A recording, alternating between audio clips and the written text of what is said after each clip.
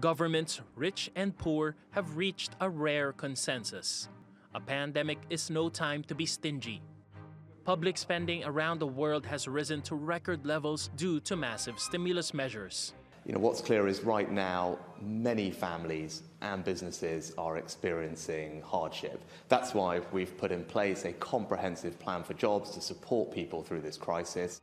But the economic paralysis caused by the pandemic means tax revenues and household incomes have slumped.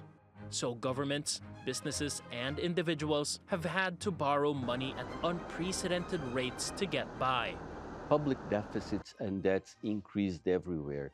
That was crucial to allow resources to be made available to the health system, to extend lifelines to firms and households, and to avoid an even greater contraction in economic activity and employment.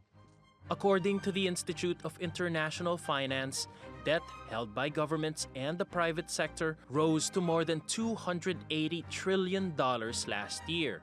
That's after an increase of $24 trillion in the 12-month period, which makes up a quarter of the $88 trillion rise recorded over the past decade. Debt reached more than 350% of gross domestic product, up 35 percentage points year on year. Policymakers say, given the severity of the crisis, worrying about the liability side of the ledger is short-sighted. Right now, with interest rates at historic lows, the smartest thing we can do is act big. In the long run, I believe the benefits will far outweigh the costs. The Institute of International Finance says governments are expected to keep borrowing to spend this year to ensure their economies recover.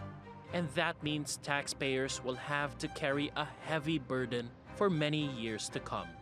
Paolo Montecillo, TRT World.